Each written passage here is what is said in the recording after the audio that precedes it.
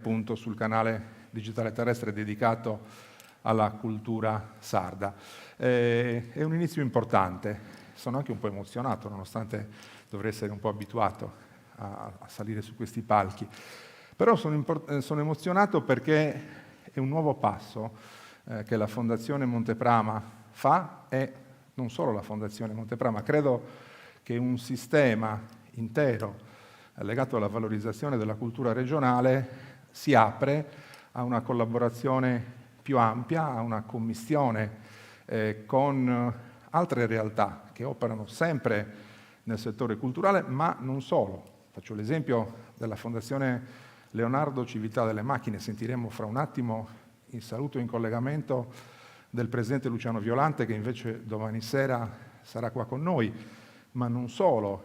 Abbiamo qua graditi ospiti, esponenti delle istituzioni, non solo della soprintendenza, dunque del Ministero della Cultura, ma anche della Marina Militare, ma di tutta una serie di altre realtà, perché il tema, lo vedete già dal titolo, che ci accompagnerà in questi 3 giorni, in cui archeologia, storia, scienze, tecnica cercheranno un dialogo per interpretare il passato, leggere il presente e anche costruire il futuro. Ecco, in questa commistione di diverse specialità messe al servizio di quello che pensiamo possa essere il progresso, lo sviluppo, ecco, dicevo, tutto questo si apre su un mondo verso il quale tutti ci affacciamo, tanti paesi si affacciano e che spesso non viene interpretato nella sua reale importanza. Il Mar Mediterraneo è stato per secoli il centro del mondo conosciuto, il centro del progresso, il centro degli scambi, il centro anche di sanguinose battaglie per il suo controllo. Oggi noi vogliamo riparlare, rimettere il Mediterraneo al centro con l'isola del genio e dell'ingegno, perché simbolicamente è il luogo dal quale deve ripartire una ricerca di progresso, una ricerca di dialogo, di fratellanza, di scambio culturale e, perché no, anche economico. E dunque lo affronteremo da temi, da versanti tutti molto diversi, guardando ripeto, alle sue potenzialità, ma anche alle sue problematicità, perché naturalmente un luogo così importante è un luogo verso cui si posano le attenzioni che a volte sono finalizzate a costruire il progresso, altre volte sono finalizzate a costruire situazioni di vantaggio particolare.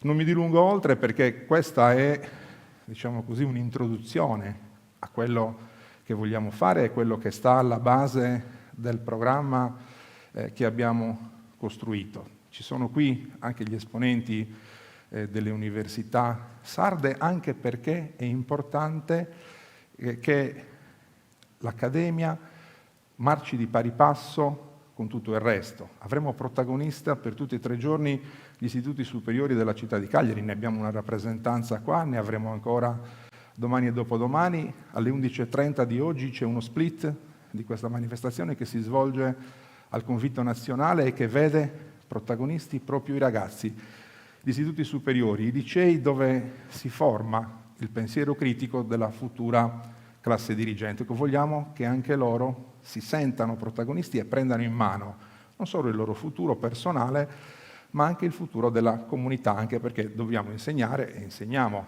ai nostri ragazzi che nessuno di noi è un'isola, siamo tutti costretti fortunatamente a interagire, a costruire insieme un ecosistema nel quale tutti insieme viviamo.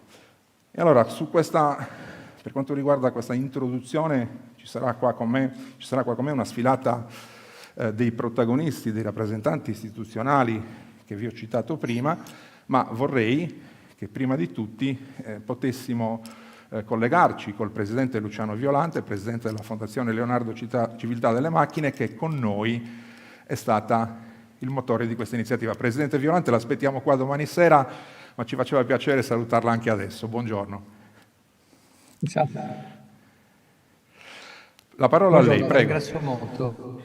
Presidente Moroni, io mi scuso per l'assenza. Grazie. Mi scuso per l'assenza di oggi. Guardi, ho molto apprezzato di questa iniziativa alcuni aspetti. Primo, la capacità di intrecciare insieme gli aspetti umanistici e quelli scientifici. Questa valorizzazione del ruolo scientifico dell'Italia non è stata fatta sinora con sufficiente forza. Come è capitato di dire in un'altra occasione, eravamo insieme, forse non tutti sanno che il maggior numero di premi Nobel avuti dall'Italia sono andati a scienziati, non a letterati. Noi diciamo che siamo un popolo di santi, poeti, credo anche navigatori, ma a parte, come dire, i primi due dati, noi siamo un popolo di scienziati. Siamo cioè un popolo che con la cultura scientifica ha contribuito al progresso dell'umanità, non contrapposta a quella umanistica, ma integrata. E infatti uno dei grandi valori di questa iniziativa è la capacità di integrare i due aspetti, quelli umanistici e quelli scientifici. Questo è il primo aspetto. Il secondo aspetto che mi ha colpito molto, devo dire, è questa propensione verso le giovani generazioni. Guardi, è compito proprio di queste iniziative e delle generazioni più anziane raccogliere valori e contenuti e trasmetterli alla generazione successiva.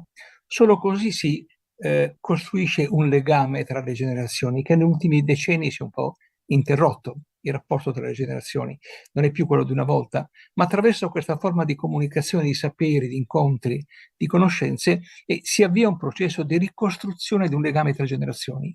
E credo che sia una cosa tutt'altro che secondaria a questa. Devo dire poi che questo legare insieme antichità e modernità, preistoria e futuro, è un'altra delle specificità di questa iniziativa. Per un verso, come dire, chiacchieravo prima con una persona che parlerà tra poco, e da un lato, come dire, sono le nuraghe, no? Dall'altro c'è il telescopio Einstein, e una Terra che mette insieme questi due dati vuol dire che sta profondamente dentro, non tanto la storia quanto la cultura insieme come intreccio tra valori e conoscenze. Questo è un dato che è emerso con particolare forza. Tra l'altro, mi permetta, Presidente Moroni, la capacità organizzativa che avete dimostrato è straordinaria. Mi sono occupato varie volte nella mia vita di eventi, così, ma fatto così, con tanta articolazione, con tanti luoghi diversi, tante modalità diverse di espressione, certamente è un punto importante. Noi siamo particolarmente felici di questa collaborazione, che spero che poi possa proseguire nel tempo, perché ci consente di avere un'interlocuzione con un altro punto di vista, con altri punti di vista, come mi pare accennassi all'inizio. La quantità di scienziati, di umanisti, di gente che si occupa dello spazio, di gente che messa insieme, tutto questo ci arricchisce e ci consente di aprire finestre nuove. Ecco, come lei sa, la mia assenza è assolutamente colmata del tutto con le altre presenze. C'è Pietrangelo Bruttafuoco, direttore scientifico della fondazione, c'è Danila Prea che è una colonna della fondazione responsabile di azioni esterne istituzionali ed è anche colei che coordina i programmi di ricerca, c'è Marco Ferrante che dirige la rivista Civiltà delle Macchine, Carlo Fusi, comunicazione, c'è Marco Casu che è un filosofo, straordinario filosofo della cultura e filosofia tedesca, che è passato poi ad essere un straordinario tecnologo, che ecco, lui lega insieme le capacità umanistiche della filosofia alla tecnologia, lo vedrete nella cosa che presenterà. C'è Ginevra Leganza che è ricercatrice nostra, c'è Vincenzo Pisani che si occupa del mare in misura straordinaria, concorso a lavorare nella commissione ministeriale su questi temi. Spero c'è Leonardo Salvetti che ci aiuta a segretare, mentre a Roma è rimasta Giulia a seguire l'attività della fondazione. Insomma, voglio dire, abbiamo una serie di partecipazioni, non sono formali, guardi. Abbiamo accolto molto volentieri il vostro invito a lavorare insieme e abbiamo presenteremo una serie di contributi che riguardano la specificità del rapporto tra persona, storia, scienza. Credo che sia poi il dato fondamentale di questo lavoro. Vi sono molto grato davvero, ci vedremo domani sera. Un augurio di cuore e soprattutto l'augurio che questo spirito di raccogliere il reale e trasmetterlo alle generazioni future permanga in questo tipo di lavoro, perché così noi possiamo costruire un futuro a misura di uomo, ma anche a misura della terra, insomma, dell'umanità nel suo complesso. Ogni volta che facciamo cose di questo genere rendiamo un servizio all'umanità, io credo. Ti ringrazio molto e vi auguro buon lavoro. Grazie Presidente, allora la aspettiamo domani sera, ma grazie soprattutto per l'impegno che la Fondazione Leonardo Cività delle Macchine ha messo nell'organizzazione. Ripeto, è stato un bel connubio. Di questo incontro è stato artefice, lo voglio ringraziare, sarà protagonista con noi nel corso di questa manifestazione il docente universitario Silvano Tagliagambe, al quale si deve la grande intuizione dell'incontro fra queste due realtà. Non finirò mai di ringraziarlo per il suo impegno e anche la sua volontà di proseguire nell'attività di ricerca e per favorire sempre di più la crescita culturale, sociale ed economica del nostro territorio. Ringrazio anche le due consiglieri di amministrazione della Fondazione che sono presenti, Patricia Olivo e Graziella Pinna, e ringrazio anche l'Associazione Enti Locali per la Cultura e lo Spettacolo per il supporto organizzativo che ci viene dato anche in questa occasione. E adesso è tempo di introdurre il padrone di casa, nel senso il sindaco, il primo cittadino della città che ci ospita. Dunque la parola a Paolo Truzzu.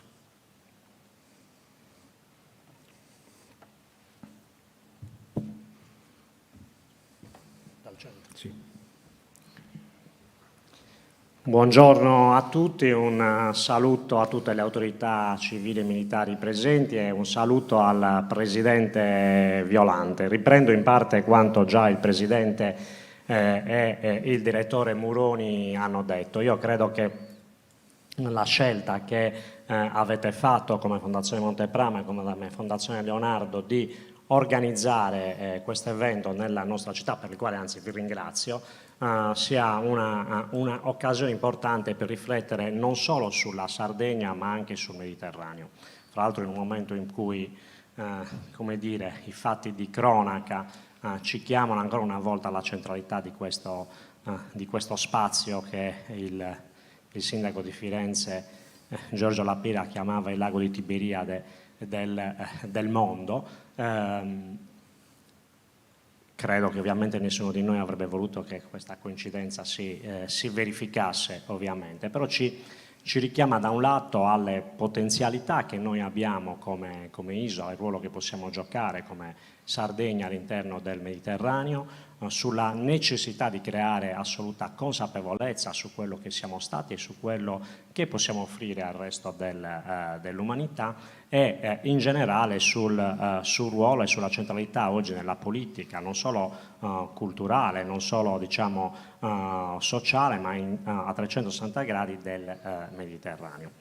È l'idea di mettere assieme anche, come diceva il Presidente Violante, l'aspetto umanistico con l'aspetto della scienza è fondamentale, non solo perché da un lato ci permette di ricostruire in qualche modo un legame con il passato, ma perché ci sta a dire che ancora abbiamo tante cose da dire, tante cose da proporre, sulle quali fra l'altro creare opportunità di crescita e di sviluppo non solo per noi stessi ma anche per i nostri giovani. E lo è questo diciamo, elemento è di fondamentale importanza proprio in questo periodo, perché l'idea di mettere assieme la cultura e la conoscenza archeologica, l'idea di mettere assieme i nuraghi con per esempio l'Einstein Telescope, è qualcosa sulla quale possiamo costruire un programma di sviluppo dell'isola per i prossimi 50 anni, per i prossimi 100 anni, sul quale possiamo riuscire a cambiare completamente il volto e anche le opportunità che noi possiamo offrire alle giovani generazioni. E racconto un piccolo aneddoto, me lo dovete permettere perché forse fa un po' sorridere, ma ci può aiutare a comprendere quale salto di qualità dobbiamo fare, quanta consapevolezza dobbiamo creare. Quest'estate, a fine agosto, ho fatto una settimana di vacanze in Grecia e con la famiglia siamo stati a Micene. E siamo andati a visitare ovviamente la città e abbiamo visto la tomba di Agamennone e la tomba di Clitemnestra. E passando, diciamo, arrivando alla Porta dei Leoni, mia moglie mi ha detto: ma mi sembrano nuraghi. Mi sembrano nuraghi. Era una battuta, però alla fine noi conosciamo dal punto di vista culturale e storico la civiltà micenea perché l'abbiamo studiata sui libri di storia, perché è un patrimonio comune dell'umanità, perché viene studiata da tutte le culture sui libri di storia. La cultura nuragica, che ha fatto quasi le stesse cose qualche millennio prima, è spesso sconosciuta anche ai nostri studenti. Ecco, forse su questo c'è la possibilità di costruire un lavoro tutti insieme per creare consapevolezza, e alla luce di quello che sta succedendo nel Mediterraneo, l'ho detto altre volte ma lo voglio rilanciare anche qua, io credo che un ruolo fondamentale lo possa svolgere l'isola e lo possa svolgere l'università in particolare, non perché voglia spostare e lanciare la palla nel campo di altri, ma lo dico perché ho la convinzione che una delle idee, degli spunti che ci può aiutare a crescere notevolmente, che ci può aiutare anche a costruire quei ponti che in periodi come questo sono fondamentali, perché sono ponti che non crolleranno mai e che sono quelli culturali, è la creazione in questo territorio di un'università del Mediterraneo, non di uno scambio culturale tra studenti che viaggiano e arrivano dalle diverse sponde del Mediterraneo, ma costruire nella nostra isola un'università del Mediterraneo, che sia un luogo dove si possono formare ragazzi che provengono ovviamente dalla Sardegna e dall'Italia, che provengano dall'Egitto, che provengano da Israele, che provengano dal Libano, che provengano dal Marocco, che provengano dalla Spagna, che provengano dal mondo balcanico, perché quello è un elemento che diventa patrimonio di tutti, crea legami sociali, umani tra le popolazioni che nessuna guerra e nessun conflitto potrà mai interrompere. Quindi grazie per aver voluto organizzare questa 3 giorni, grazie alla Fondazione Monteprama, grazie alla Fondazione Leonardo, perché penso che da queste 3 giornate ci offrirete sicuramente tanti spunti interessanti su cui lavorare per il futuro e vi auguro buon lavoro. Grazie. Grazie Paolo. Poi dirà meglio Pietrangelo Buttafuoco sull'attenzione che anche il Ministero della Cultura sta tenendo in questi giorni su questa iniziativa e su iniziative future che intendiamo svolgere su questo solco. Nel frattempo, prima di introdurre il prossimo ospite, vorrei salutare il sindaco di Cabras, Andrea Abis, che è anche vicepresidente della Fondazione Monteprama. Praticamente come CDA siamo quasi al completo. Grazie per essere qua. Parlavo del Ministero, abbiamo la direttrice del segretariato regionale del Ministero della Cultura in Sardegna, l'ingegnere Monica Stocchino, che è anche soprintendente archeologia, belle arti e paesaggio della città metropolitana di Cagliari e delle province di Oristano e Sud Sardegna. Questa volta me l'ero scritto, soprintendente, così non ho sbagliato. Prego. Prego.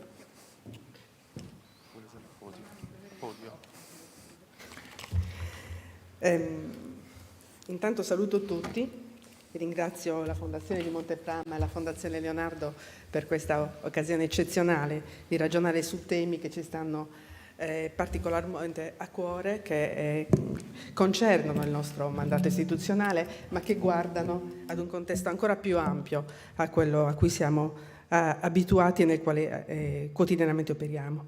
In questi 3 giorni si affronteranno temi centrali dell'azione dei nostri uffici e degli uffici preposti in generale alla tutela del patrimonio culturale. Saranno proposti questi temi con un'ottica più ampia, più aperta, un'ottica che deve contemplare suggestioni, impressioni e strumenti che provengono da altri ambiti. E questo è già un elemento di novità che ci piace accogliere e che sicuramente arricchirà il nostro bagaglio di competenze nell'esercizio delle nostre funzioni. Questi giorni sono poi anche segnati, come già detto il sindaco di Cagliari, da vicende storiche particolarmente complesse e particolarmente gravi, che comportano per tutti sofferenza, che guardiamo con viva preoccupazione. In questo senso credo che come Ministero della Cultura non possiamo non sentire sempre più viva la responsabilità che ci è demandata dalle carte internazionali, dalla Convenzione dell'UNESCO del 1970, che assegna al patrimonio culturale l'importante ruolo di strumento della pacificazione e della convivenza civile fra i popoli. E in questo senso penso che non possiamo esimerci nessuno, ognuno per il proprio ruolo e per la propria funzione, nel proprio ambito d'azione, da prendere carico di una responsabilità importante, che è quella di costruire programmi che sempre più mettano al centro appunto quale scopo primario, non tanto quello dell'approfondimento scientifico che è sempre connesso all'attività dei nostri uffici, quanto quello di costruire dei veicoli di reciproca comprensione.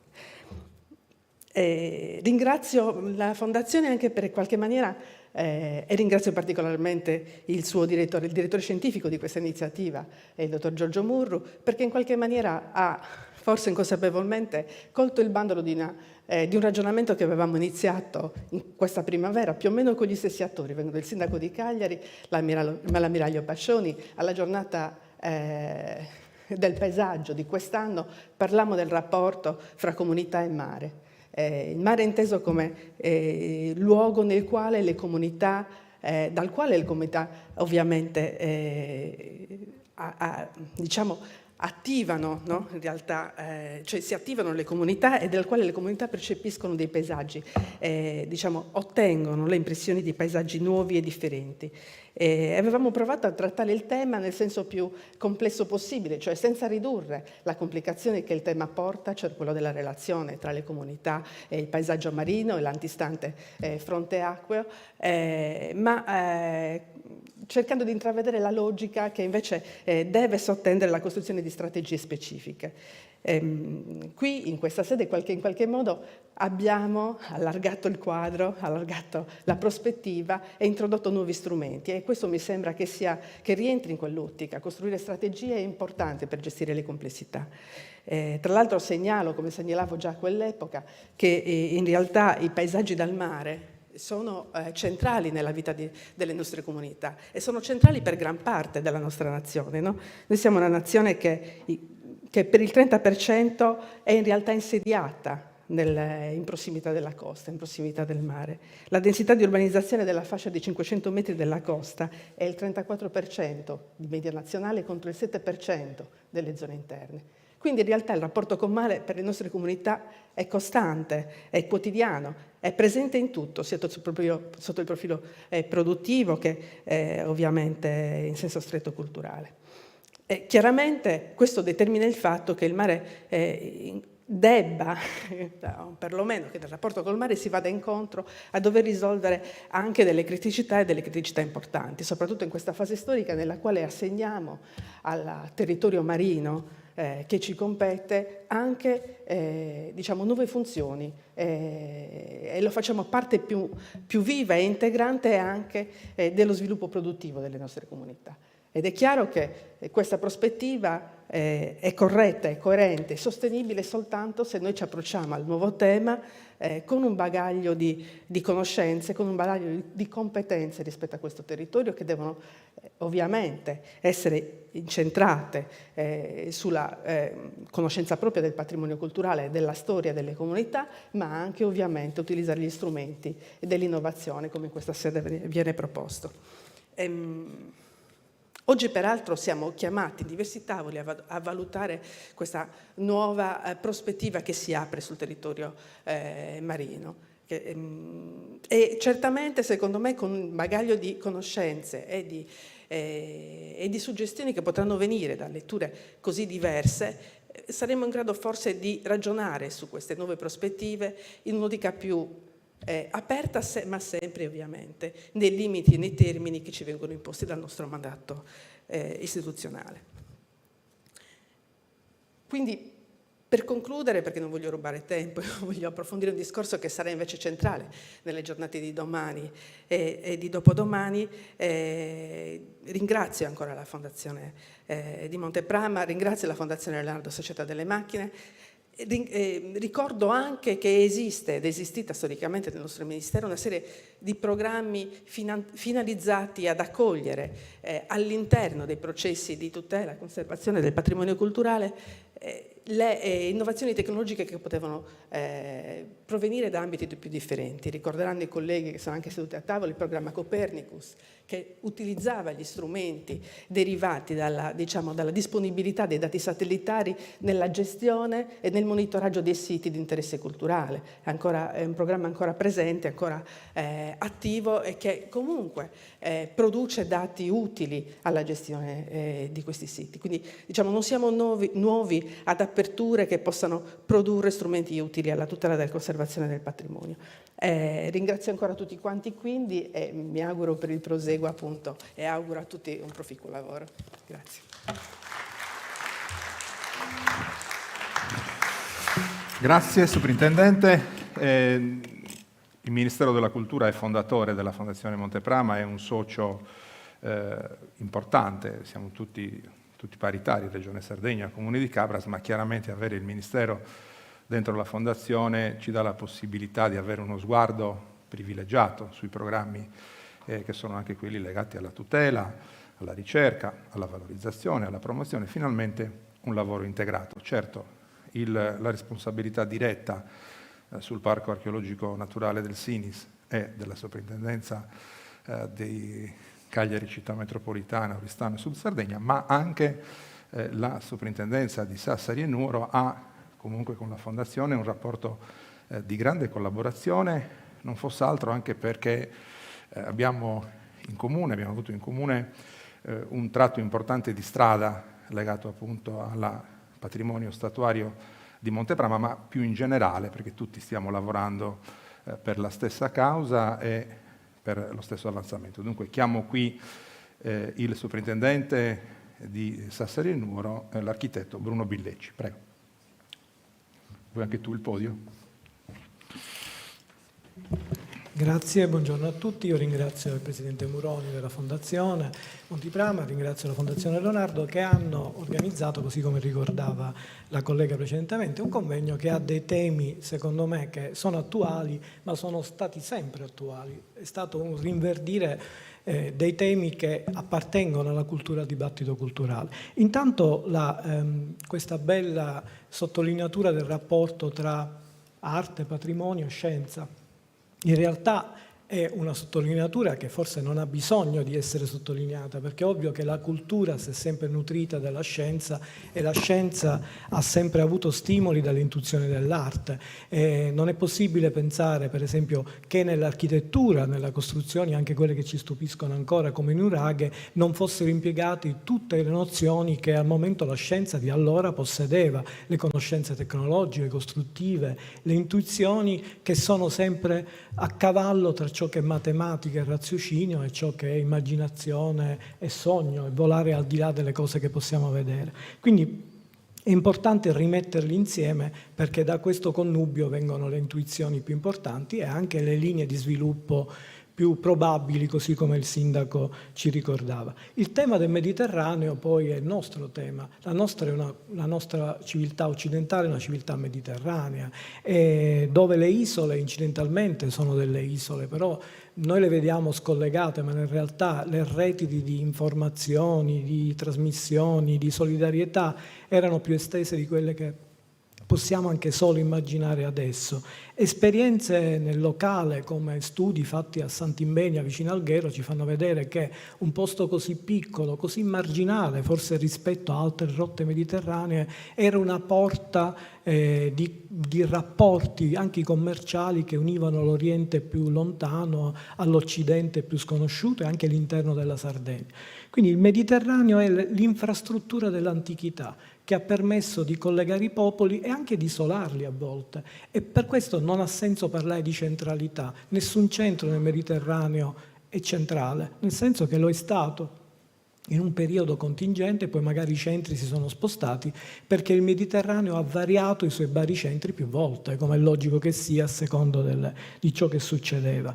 E dobbiamo ricordarcelo che però nel Mediterraneo la gente lavorava, commerciava, pescava, navigava e la solidarietà tra i popoli del Mediterraneo è attestata. Forse ci sono stati più atti di solidarietà che atti di guerra, di questo dovremmo ricordarci. Le persone che lavorano sul mare e nel mare sono le persone che fra di loro sono più solidali perché sanno la pericolosità e la difficoltà di questo lavoro. Quindi questo è un tema che ci deve, se possibile, unire ancora di più, ma penso che questi 3 giorni daranno modo per delineare questi collegamenti più delle divisioni. La coinè, la contaminazione è l'accento dell'arte e della cultura, di quella sarda, di quella mediterranea in generale, e la scienza è la stessa cosa. Non c'è possibilità, tranne le barriere che ci siamo costruiti noi di recente, di creare delle culture introverse. La Sardegna non ha una cultura sua, indefinita, cioè chiusa, ha una cultura che, se noi ci guardiamo spalla alla Sardegna, ha contaminazioni e collegamenti, come ricordava il sindaco. Non ci stupiamo che qualcosa di Micene possa essere arrivato in Sardegna o viceversa. Non c'è una capacità e un copyright sulle intuizioni strutturali o costruttive, ma queste sono circolate molto di più, senza bisogno di civiltà aliene, in tutto il mondo conosciuto nel corso del tempo. I popoli fra di loro si parlavano molto di più di adesso, probabilmente. Quindi la cultura, i colloqui culturali come quelli che faremo in questi giorni, hanno questa matrice estroversa e più, allargata possibile anche tra diversi piani del sapere. Da soprintendente colgo l'occasione per fare qualche riflessione, e poi lasciamo ovviamente spazio agli approfondimenti.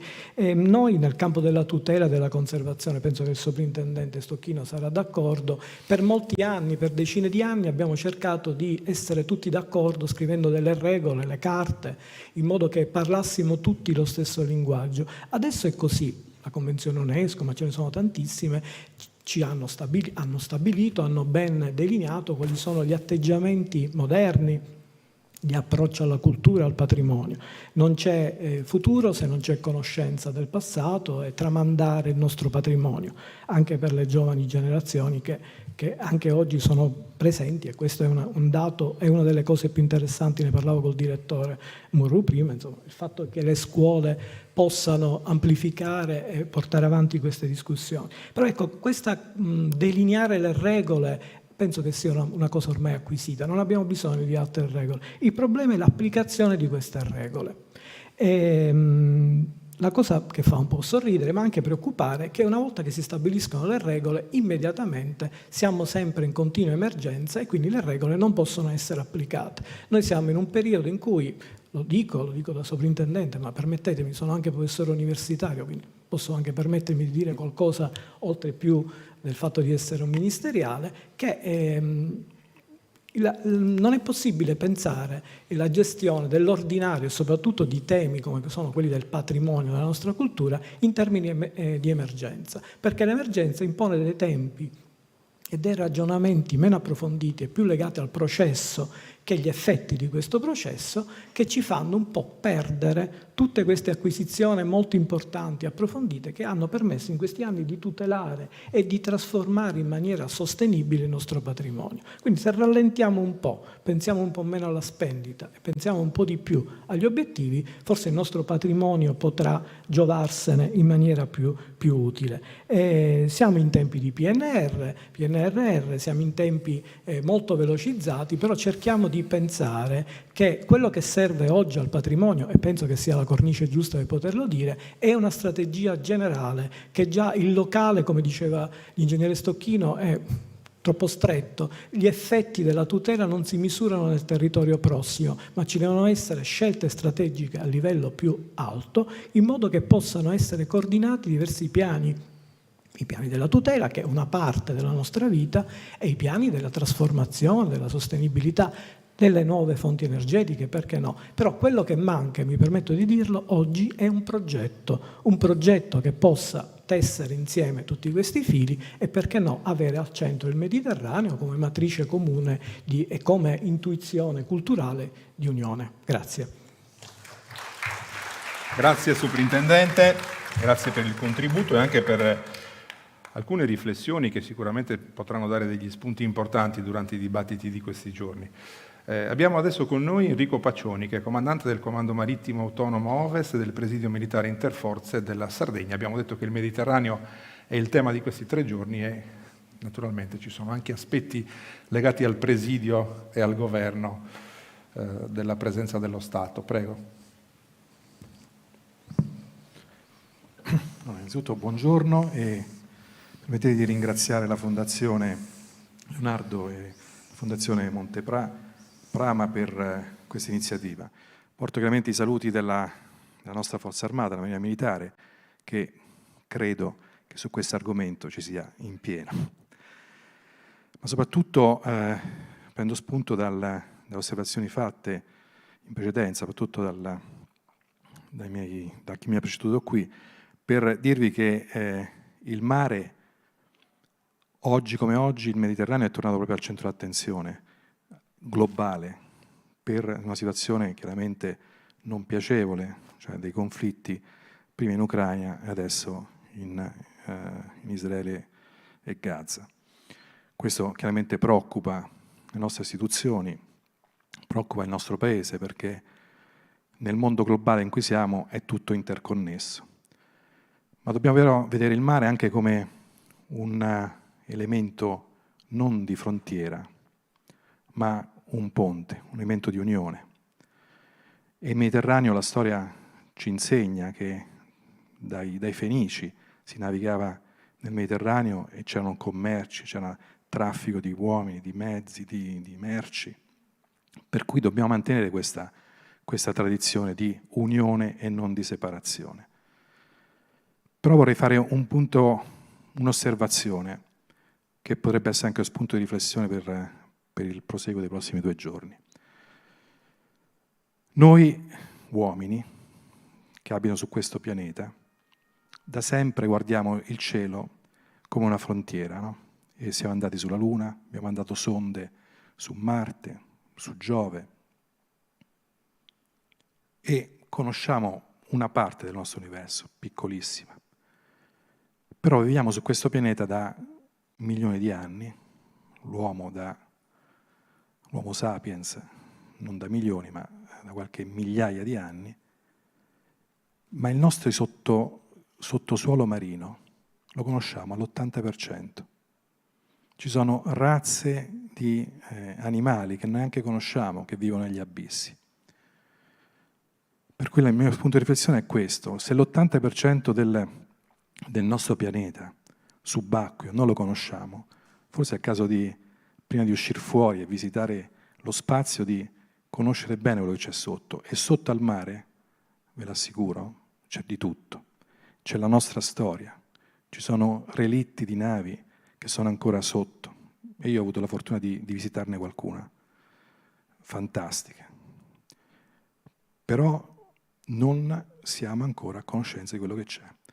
La Marina Militare, che, permettete di dirlo, sul mare e sotto il mare ha l'esclusiva, perché noi abbiamo sommergibili, abbiamo i nostri uomini specializzati di Consubin, cioè il comando subacqueo degli incursori, abbiamo anche i nostri cacciamini, le navi idrografiche, che lavorano tutto il giorno per controllare il sottofondo marino, ma soprattutto per assicurare anche la ricezione di quello che arriva dal mare. E uno anche lì non ci riflette, ma noi dal mare riceviamo tutto, dall'energia, anche oltre ai combustibili, oltre al traffico quindi che c'è sulla superficie, ma anche sotto la superficie con i gasdotti, gli oleodotti, ma anche il telefono che usate oggi, la maggior parte dei dati viaggia sui cavi sottomarini. E questo è un lavoro grande che fa la Marina proprio di controllo, di verifica e di assicurare la sicurezza di tutti quanti noi, tutti i giorni. Quindi questo è il mio spunto di riflessione. Chiaramente a voi ragazzi che siete il nostro futuro, ascoltate e apprendete quello che viene detto in questi giorni. Grazie. Grazie davvero. Grazie per questo contributo. Come detto, insomma, il Mediterraneo è un'opportunità, è il teatro nel quale giochiamo. Giustamente ricordava il rappresentante della Marina, è la nostra storia. Insomma, insieme prima dei Fenici, i Sardi hanno navigato questo mare per interagire con gli altri popoli, da Cipro, Creta, a tutto il resto, insomma, del mondo allora conosciuto, e che poi è andato a formare via via una coscienza che ci ha portato a essere quello che siamo oggi. Questa manifestazione si può svolgere grazie a un progetto, un investimento che la Regione Sardegna sta facendo. Si chiama Grande Progetto Monteprama, è stato elaborato dalla nostra fondazione insieme al Centro Regionale di Programmazione ed è inserito proprio tra quelle azioni, ma non solo, è un convegno che si apre naturalmente alla collaborazione con le altre istituzioni che ci consentono di svolgere le attività scientifiche, di ricerca, di divulgazione e di promozione. Tra questi partner privilegiati c'è naturalmente la Fondazione di Sardegna, che ha un ruolo centrale nella promozione anche della cultura della Sardegna, e abbiamo qua oggi, in rappresentanza della Fondazione, la vicepresidente Micaela Morelli, che invito a raggiungermi.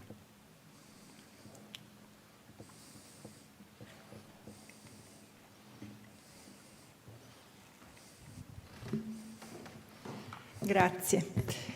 È un piacere portare i saluti della Fondazione di Sardegna e del Presidente Giacomo Spissu, che oggi non può essere qui. Come è stato detto, questo è un convegno, una 3 giorni di convegno molto articolata, molto ampia, molto bella, devo dire, che affronta tematiche più storiche, Mediterraneo e la guerra, anche se attuali, e tematiche che invece riguardano il mondo subacqueo, i paesaggi di mare, il patrimonio archeologico, sempre con un occhio a tecnologie al servizio della ricerca e della valorizzazione di questo patrimonio. Perché ripeto queste tematiche che sono state già citate? Perché la Fondazione di Sardegna ha tra le tematiche più importanti, gli investimenti più importanti che fa, proprio questi ambiti, l'ambito culturale e l'ambito della ricerca. Sono 2 ambiti che sono al centro delle attività della Fondazione di Sardegna, ma perché? Perché le indagini oramai concordano sul fatto che la povertà economica è molto spesso associata alla povertà educativo-culturale.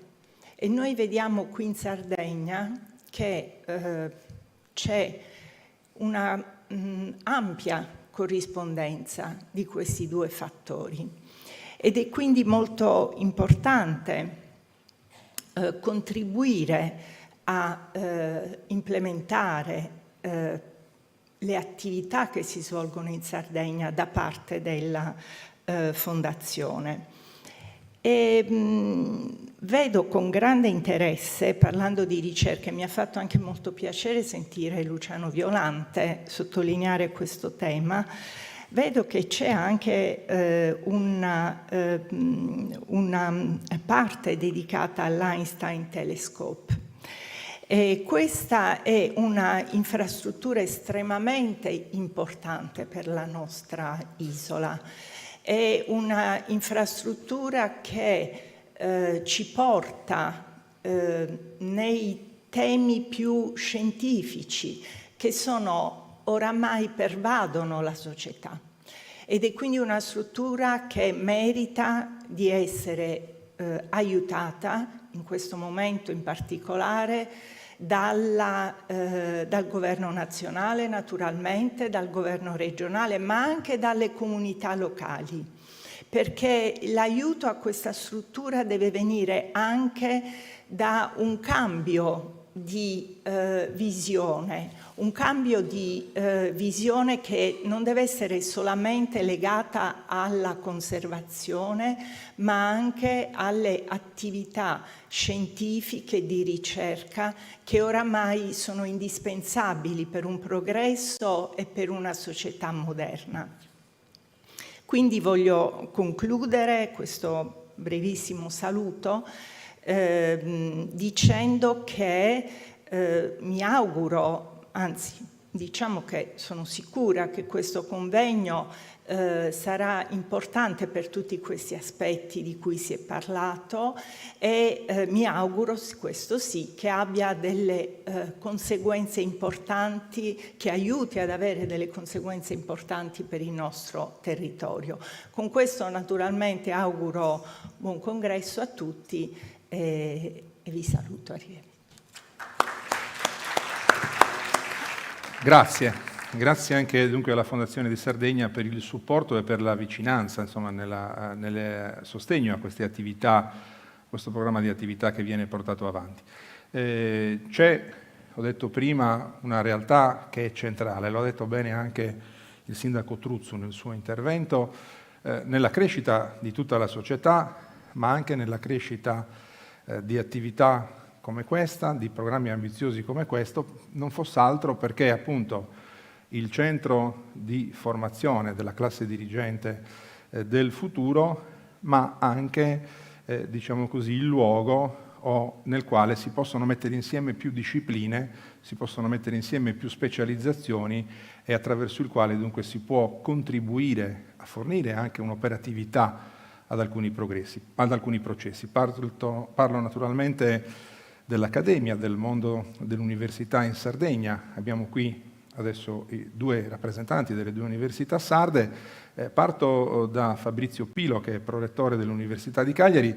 Sottolineo, per esempio, per quel che riguarda la Fondazione Monteprama, l'attività di collaborazione con le università. Entrambe sono rappresentate nel nostro Consiglio Scientifico. Sentiremo questo pomeriggio dal Presidente del Consiglio Scientifico quali sono le attività, soprattutto quelle che si possono fare per il futuro, ma con l'Università di Cagliari abbiamo fatto, per esempio, una bella collaborazione e grazie alla loro consulenza siamo riusciti a partecipare e a vincere un importante bando del PNRR per progetti di accessibilità nell'antica città di Tarro, su un finanziamento ministeriale di 2,5 milioni che sta entrando in fase operativa, e devo riconoscere che appunto l'operatività, la consulenza, la capacità di visione dell'Università di Cagliari è stato decisivo, insieme naturalmente al lavoro della nostra area tecnica, per ottenere questo risultato. Ecco, questo è un esempio e anche una direzione, credo, ci indichi una direzione nella quale dobbiamo andare. Prego, professor Pilo.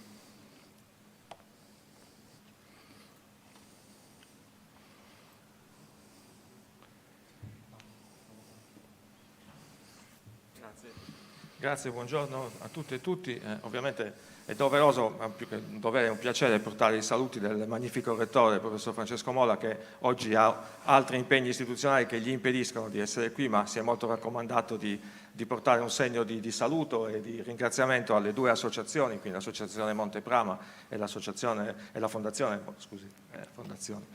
sia la Monteprama che la Fondazione Leonardo, per averci invitato in questo momento a poter dire qualcosa su questi aspetti. Quindi sicuramente grazie anche per aver richiamato l'attività che abbiamo svolto insieme, per esempio sul progetto che lei ha richiamato.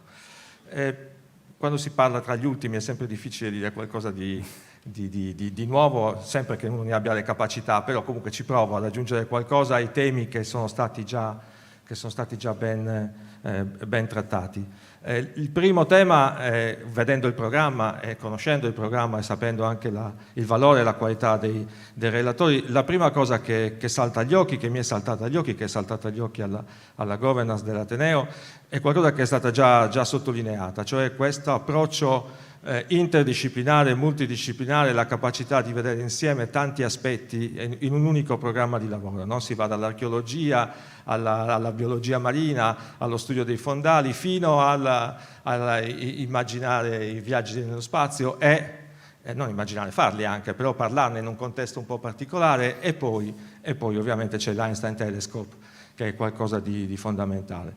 Ecco, è proprio questo senso di valorizzazione della cultura, ecco, che sta qui dentro, di vedere la cultura come un unicum, come un insieme che è tipico della cultura universitaria e nella quale noi ci ritroviamo perfettamente. Ben ha detto il Presidente Violante poc'anzi che gli scienziati italiani sono un valore mondiale, hanno contribuito in larga misura a tantissime delle scoperte principali che hanno fondato lo sviluppo del mondo come lo conosciamo. Ecco, quello che caratterizza lo scienziato italiano, oltre il genio, oltre l'ingegno, è la capacità di trattare la complessità. È uno dei punti di forza per trovare lavoro, per esempio, nella Silicon Valley. La capacità di trattare la complessità che deriva da una forte capacità di mettere insieme contesti culturali diversi, e questo ci aiuta a trattare la complessità senza, per esempio, un approccio che è tipico di altre culture, che è quello invece della divisione, della frantumazione, di analizzare i problemi come tanti piccoli problemini che portano alla soluzione, ma non alla soluzione che invece viene riconosciuta di grandissima qualità, che viene dal tecnologo, dallo scienziato, dal fisico, dall'ingegnere, dal biotecnologo, dal chimico italiano, perché ha dentro questa capacità che deriva proprio dall'aver vissuto in un ambiente artistico-culturale che ci ha permeato e che dobbiamo mandare avanti, quindi dobbiamo rifuggire da tutti questi tentativi di spezzettamento, di suddivisione. Dobbiamo riuscire a mantenerlo, lo dico anche ai giovani, questa capacità di visione unica culturale. Questo è un punto.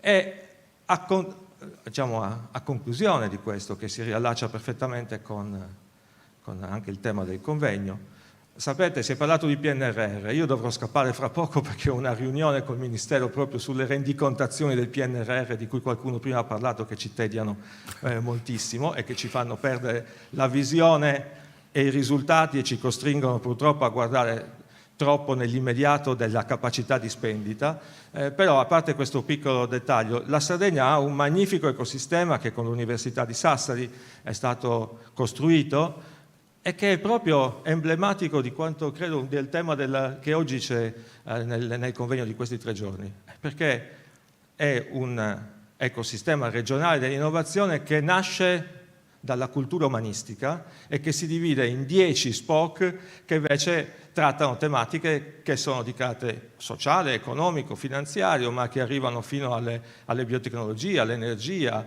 all'ICT, allo spazio. Ecco. Quindi la Sardegna vede come chiave di sviluppo per il futuro proprio questa forte coesione culturale come base per andare poi a crescere su alcune tematiche principali. Ultima riflessione, ringrazio il Sindaco per averlo fatto presente, noi ne siamo molto convinti. Lo sviluppo di una regione come la Sardegna, lo sviluppo del Mediterraneo, passa attraverso un ruolo centrale della formazione e dell'alta formazione. Ecco, noi come Università di Cagliari, e sono sicuro che il magnifico rettore Mariotti avrà una posizione analoga anche per l'Università di Sassari, crediamo fortemente che questa sia veramente una chiave di sviluppo su cui lavorare. Lavorare ovviamente nella salvaguardia dei beni paesaggistici e ambientali che sono tipici del nostro territorio. Ecco, io vi ho annoiato abbastanza con queste parole, vi ringrazio per l'attenzione e auguro ovviamente a tutti buon lavoro e mi complimento per l'eccellente organizzazione. Grazie. Grazie professore, grazie a lei per il contributo e grazie naturalmente per la vicinanza all'Università di Cagliari. Voglio ringraziare particolarmente il magnifico rettore dell'Università di Sassari, il professor Gavino Mariotti, per essere qui con noi, per aver trovato spazio nella sua affollatissima agenda. Devo testimoniare da parte dell'Università di Sassari una vicinanza assoluta alle iniziative della Fondazione Montepra, ma soprattutto attraverso il suo dipartimento e i suoi docenti, sempre davvero disponibili in tutti i progetti che abbiamo presentato loro. L'Università di Sassari una grande responsabilità, la ricordava adesso il professor Pilo, il coordinamento di un grande progetto che si sta disvelando in queste settimane, in questi mesi. Invito il professor Mariotti a portare il suo saluto e il suo contributo.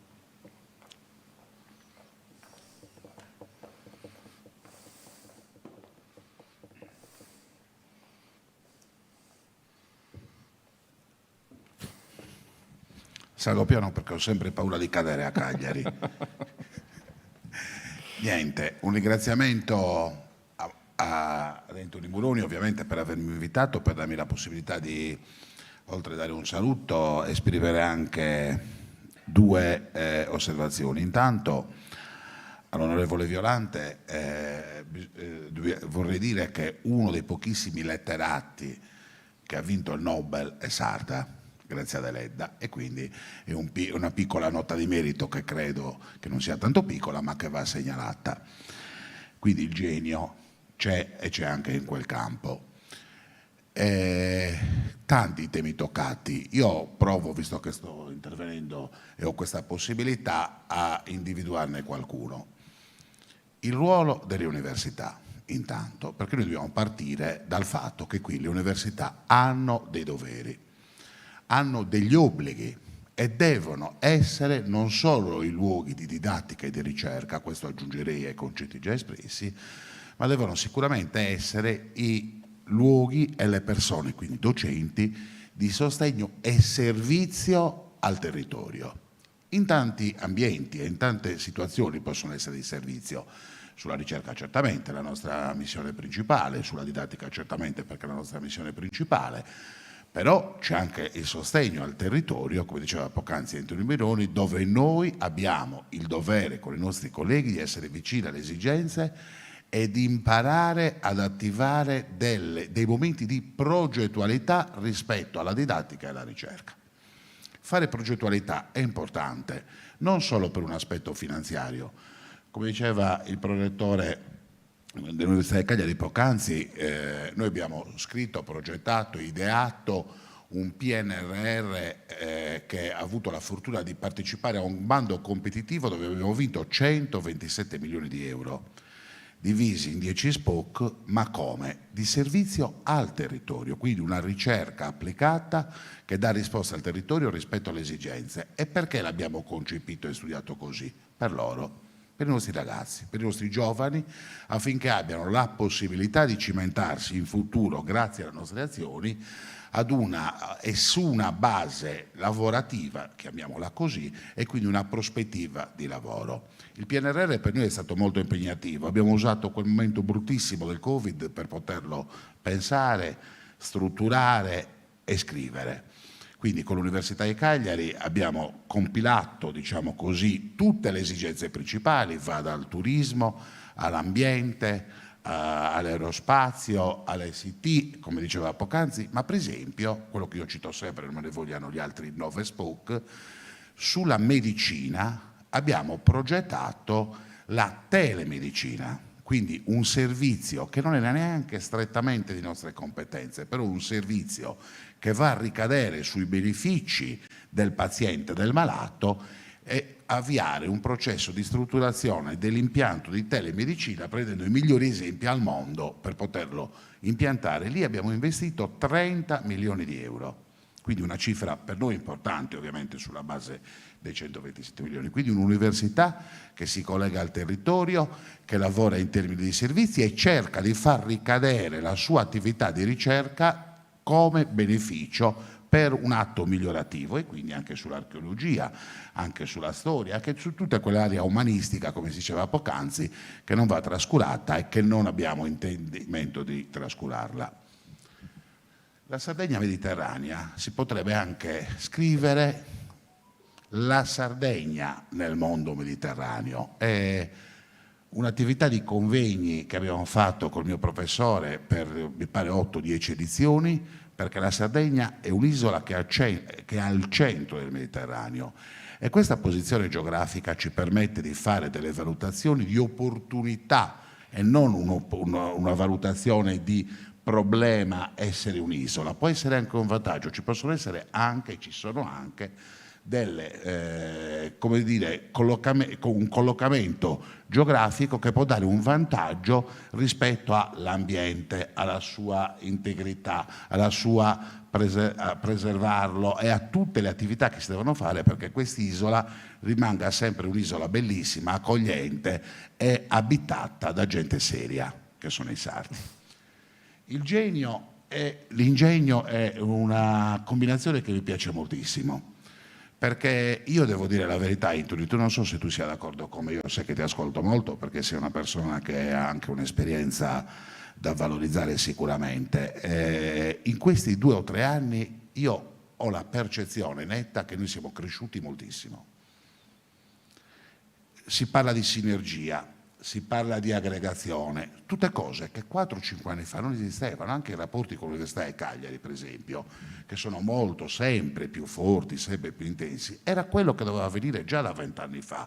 Purtroppo negli anni non è stato sempre così e probabilmente il campanile ha anche in maniera ottusa e violenta offuscato le menti dei miei predecessori o dei predecessori di qualcun altro, però non ha mai sinergizzato le attività.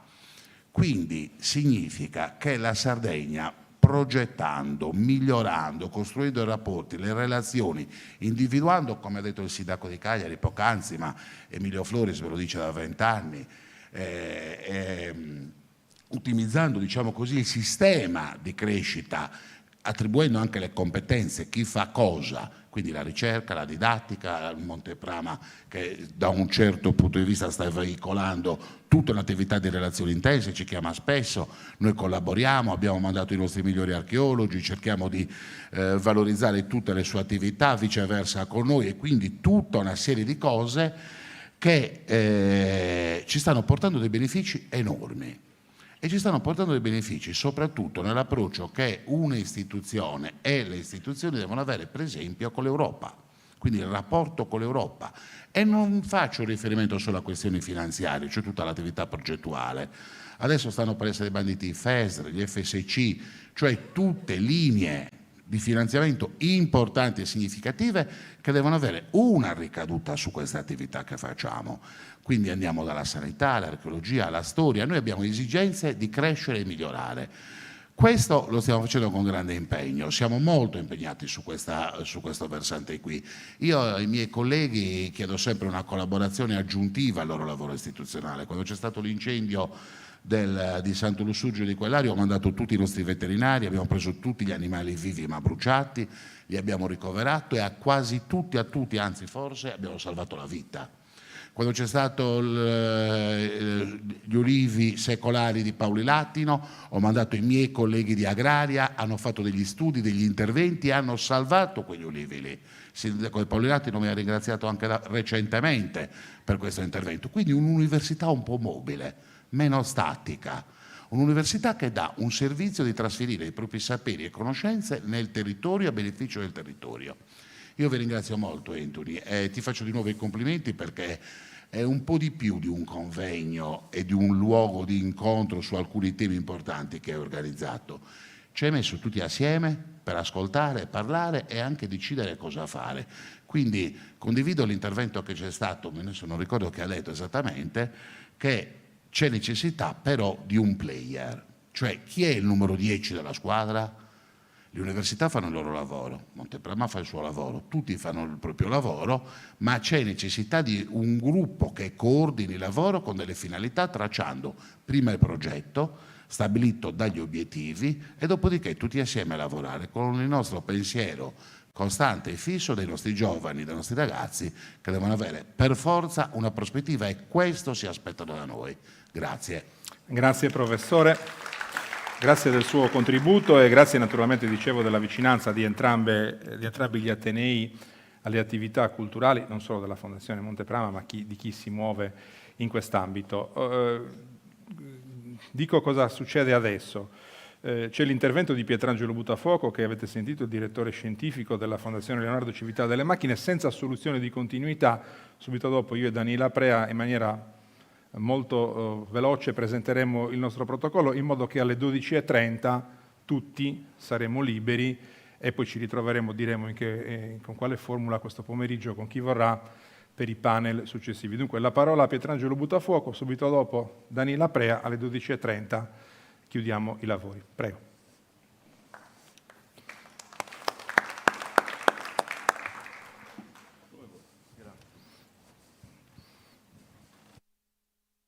Il numero 10, quindi chi si fa carico di una fatica fondamentale, quella di costruire e dare un orizzonte al futuro, ben più che una persona, è un preciso proposito. E questo ovviamente va immediatamente sulle spalle delle ragazze e dei ragazzi, delle giovani generazioni, che prendono consapevolezza di un'urgenza. Posso risolverla con una battuta. Meno scienza della comunicazione, più ingegneria. L'Italia è la casa della scienza. L'Italia, nella sua millenaria civiltà, ha accompagnato un percorso universale, dunque catturato, recepito nell'intero mondo, dove quel che riguarda il genio e l'ingegno ha costruito una consapevolezza per cui già nella quotidianità, quando per esempio alziamo il naso al cielo e vediamo il volo delle frecce tricolori, in quel momento la triplice radice di genio e ingegno di una ben precisa civiltà, attraverso gli studi di Leonardo da Vinci, di Galileo Galilei, di Guglielmo Marconi, assembla, mette insieme le competenze, la fatica, l'entusiasmo e la ricerca, che va a coincidere, badate bene, spesso, e Leonardo da Vinci già è un esempio, con una sensibilità che è quella artistica, potremmo dire, quella della poesia, è l'etimo stesso della poesia, è proprio poiesis, fabbricare, costruire. Io sono assolutamente convinto che, avendone consapevolezza di questo percorso, smette una volta per tutte quell'ansia tutta provinciale di identificare la fatica della ricerca, della scienza e della conoscenza in una sorta di passaggio obbligato, dove si assolve a qualcosa che può essere né più né meno che simile a un parcheggio sociale. La maledizione che abbiamo addosso del crocianesimo non fosse altro su quella dannazione di dover attendere di invecchiare per far passare il tempo. Invece no. Invece no, perché il futuro richiede, reclama una consapevolezza dove tutto ciò che è scienza si accompagna alla pratica capacità di costruzione. E quindi l'episteme, dall'altro lato la tecne, e quindi avere chiaro che tutti insieme, in quello che è stato il lascito fondamentale di sapere e sapienza, incontra la capacità pratica di saper costruire, edificare. Quando tutto è iniziato e quando c'è stato l'incontro tra Fondazione Monteprama e Fondazione Leonardo Civiltà delle Macchine, è stato ovviamente un incontro di persone, uno scambio, Giorgio, Anthony, ma mi sia consentito portare la mia esperienza personale quando, per un impegno istituzionale sopraggiunto, non sono potuto venire fisicamente, ma dal mio studio collegato, ascoltando la lezione di Silvano Tagliagambe, ho capito come e quanto è fondamentale per la nostra quotidianità la prospettiva della profondità filosofica. E te ne sono grato, perché abbiamo bisogno, come diceva prima Luciano Violante, abbiamo bisogno tutti noi che si dia un indirizzo, e questo lo possono dare i maestri, chi ha saputo concentrare sul proprio lavoro, perché di lavoro si tratta, una elaborazione intellettuale che restituisca alle giovani generazioni la consapevolezza di avere futuro e quel futuro destinarlo a una grandezza. Ecco l'atto poetico, ecco l'atto politico. E poi il mare. Non c'è niente di pittoresco, non c'è nulla che possa destinarci a chissà quale suggestione, è concretezza. Io sono ben lieto che la Marina Militare sia ben presente in questo nostro lavoro, perché la formazione che se ne ricava, la capacità di analisi, di studio, la profondità raccontano e svelano un percorso che dovrebbe essere già meta e riferimento per tutte le giovani generazioni che vivono il senso stesso della sapienza, della conoscenza e dell'avventura.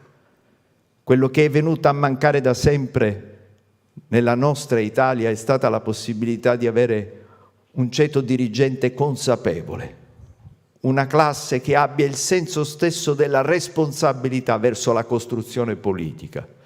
È quello che se ne può ricavare, per esempio, nelle Forze Armate, solo chi ci sta dentro lo sa, in termini di conoscenza, di capacità tecnica e di essere presenti nel mondo. È il mare in mezzo alle terre, è il luogo dell'universale. Se posso staccarmi per un istante dal mio ruolo e aggiungo e porto a voi, adesso che sono nell'isola dei Sardi, il mio essere siciliano, so che siamo due distinti popoli nelle due più grandi isole del Mediterraneo che sanno adoperare l'alfabeto necessario dell'universale affinché il futuro possa ritrovarsi in quella profondità che il lavoro dell'archeologia, Dio ne renda sempre merito, ci porta sempre nella direzione della consapevolezza. Non vedo l'ora di assistere al dialogo che ci sarà tra Silvano Tagliagambe e Luciano Violante. Sarà un dialogo, io già ne pregusto il senso, tra due saperi, tra due prospettive, tra due capacità di interpretare la realtà in vista di una verità.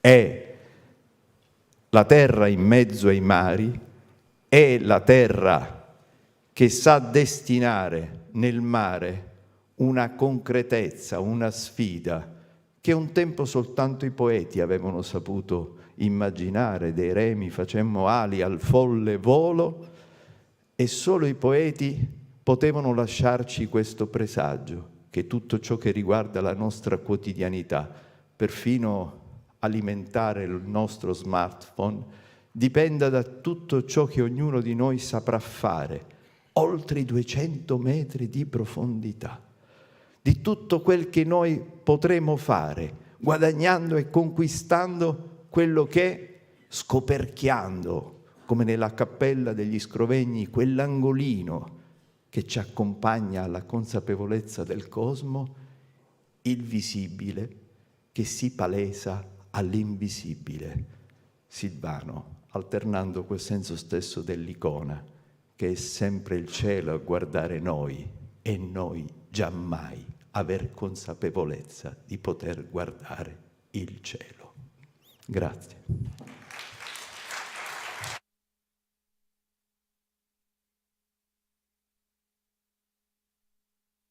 Grazie Pietrangelo. E dicevo appunto, tutto è nato quella famosa sera di Santa Cristina, quando appunto l'intervento di Silvano Tagliagambe, quello a distanza di Pietrangelo Buttafuoco, il confronto con me, con Giorgio, ha portato poi alla nascita di questo dialogo e a questo primo evento, questi 3 giorni. Siamo certi che insomma è solo l'inizio di un percorso che ci porterà poi a fare molte altre cose insieme. Abbiamo ancora un quarto d'ora circa. Io cedo la parola a Danila Prea, che è stata già presentata da Luciano Violanti all'inizio del nostro incontro. Sarà lei a tratteggiare i termini del protocollo che abbiamo fin qui stilato e anche di eventuali collaborazioni future. Prego.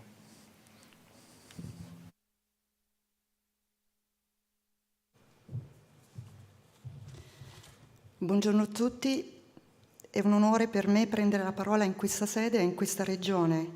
Rivolgo i miei saluti da parte, a nome della Fondazione Leonardo, a tutte le autorità istituzionali e militari, e in particolare saluto il Presidente Anthony Moroni, che insieme alla Fondazione e ai suoi collaboratori ci hanno aiutato a costruire questa 3 giorni importante.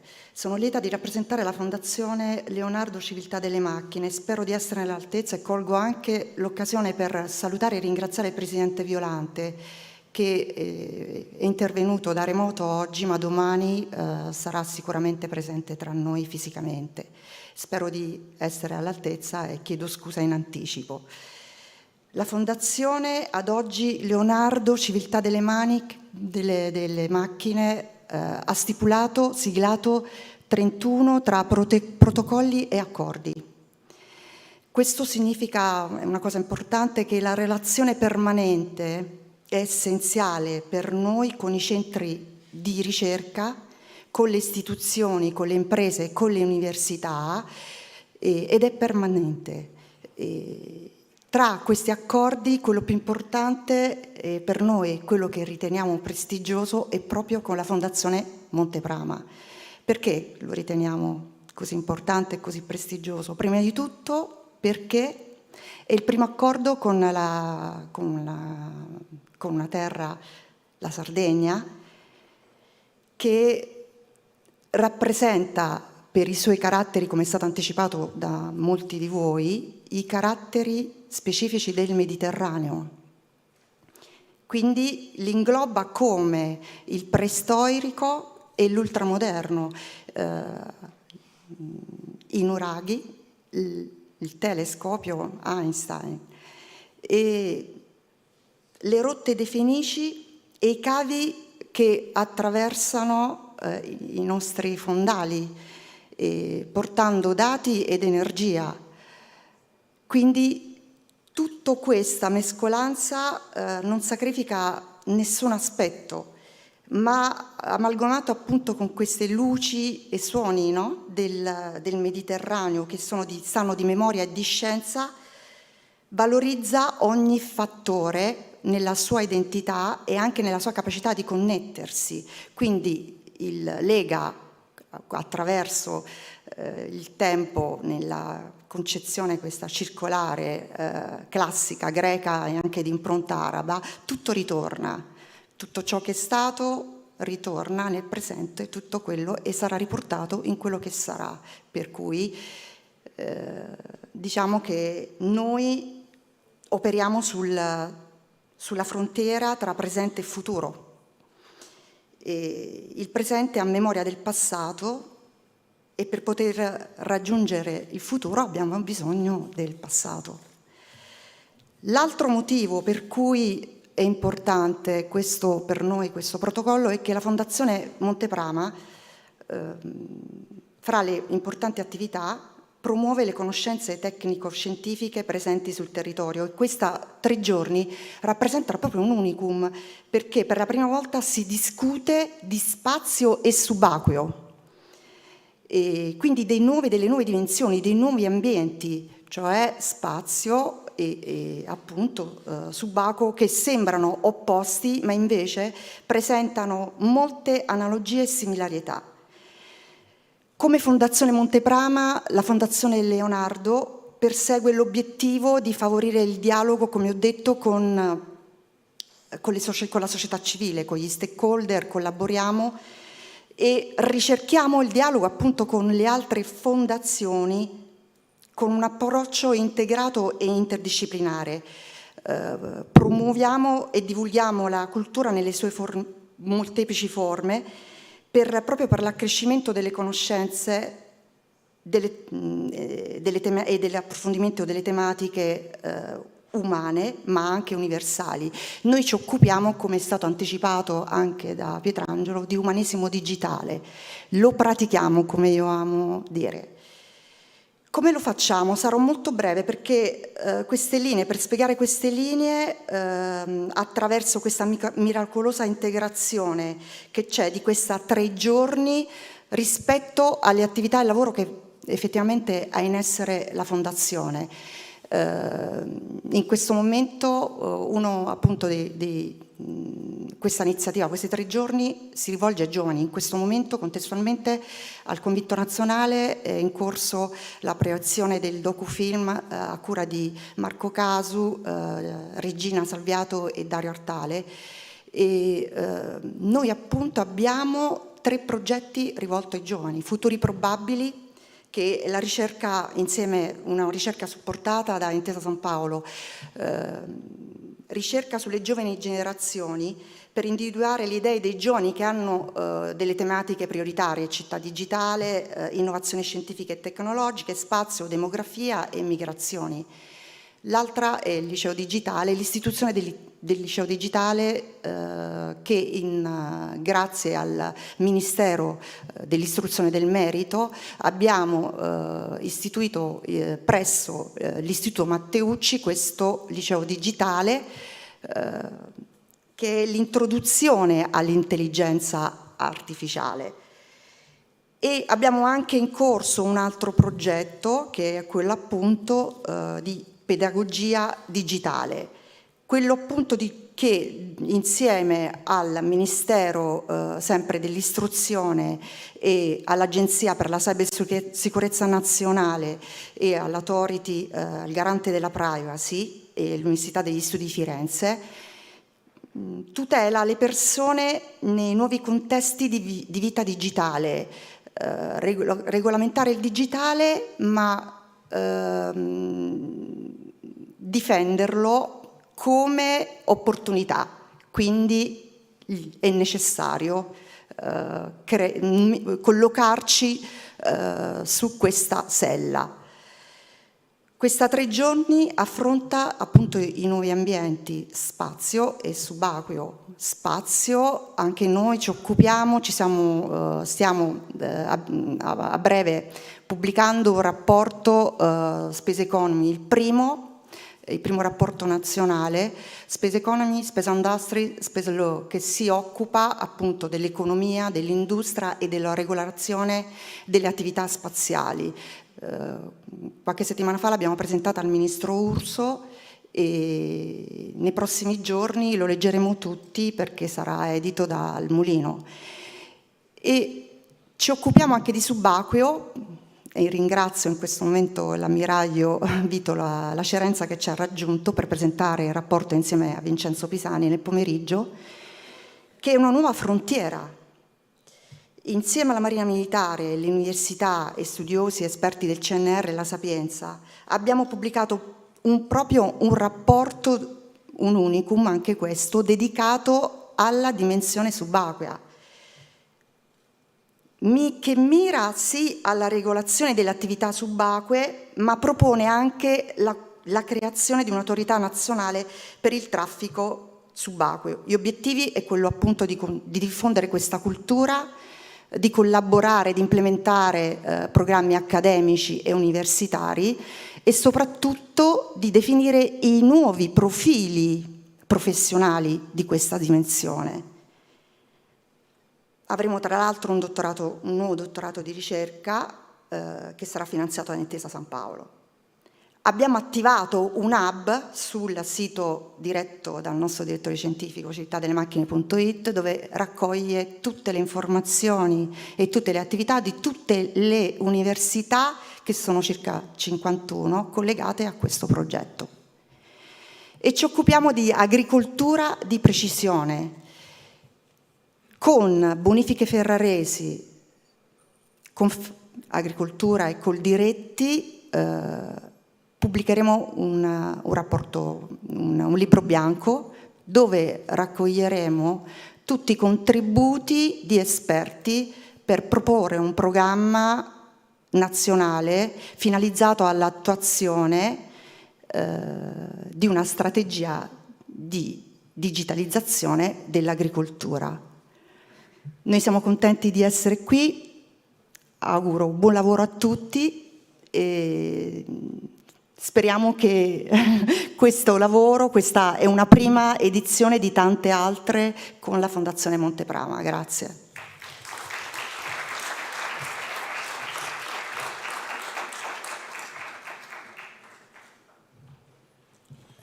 Grazie Danila. A me resta pochissimo da aggiungere, anche perché molto ho già detto su questo accordo e sulla volontà di aprirci.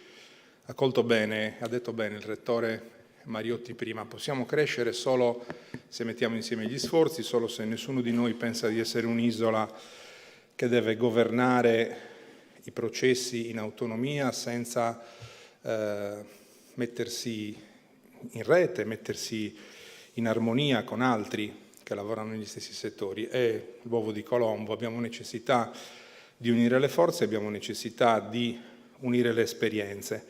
Colgo una fortunata definizione del vicepresidente della Fondazione, il sindaco di Cabras, che qualche volta un po' preoccupato mi dice: ma non stiamo alzando troppo l'asticella, siamo poi in grado di gestire tutta questa cosa, perché noi siamo piccolini, siamo un comune di 9.000 abitanti, abbiamo creato un centro che si sta ponendo in dialogo con tante cose che sono molto più grandi di noi, molto più grandi del nostro territorio. La preoccupazione non è peregrina, cioè la necessità di essere sempre al passo e di essere in condizioni di gestire con il livello che anche oggi ci viene riconosciuto un rapporto di questo tipo. Io credo che le interazioni, anche i contenuti di questo protocollo d'intesa con Leonardo Civiltà delle Macchine ci aiutino, ci diano un po' più di sicurezza, ci diano una sponda che ha un know-how, ha una capacità non solo di relazione, ma una capacità anche operativa in un mondo che è sconosciuto a quello della mera promozione o valorizzazione archeologica, e credo che a nostra volta possiamo portare a quel tavolo, oltre al nostro entusiasmo, oltre al nostro amore per la Sardegna, la nostra passione per questa avventura che stiamo portando avanti, che ci responsabilizza nei confronti di un'intera isola, anche per le ingenti risorse che vengono messe a disposizione di un territorio che fin qui quelle risorse non le aveva mai viste per quel settore. Perciò io credo che alla fine questo incontro, oltre a responsabilizzarci, ci dia una grande opportunità. Ci dà l'opportunità di aprire il nostro orizzonte, di aprire la nostra capacità di relazione sul versante nazionale, ma anche internazionale, come stiamo vedendo, con l'iniziativa di questi 3 giorni, col ragionamento sul Mediterraneo allargato. Pensate, la settimana prossima, chiusa questa 3 giorni, avremo un'altra 3 giorni a Cabras, dove avremo la 20ª assemblea internazionale della rotta del Consiglio d'Europa, la rotta dei Fenici. Avremo rappresentanti di 13 paesi che saranno a Cabras per 3 giorni, anche lì con una proiezione internazionale, con una proiezione di dialogo, con una proiezione di collaborazione su un piano che deve essere sempre più costruttivo, che deve mettere insieme le esperienze e che deve soprattutto annullare le differenze che in maniera contingente qualcuno di questi componenti, di questi compagni di viaggio può avere.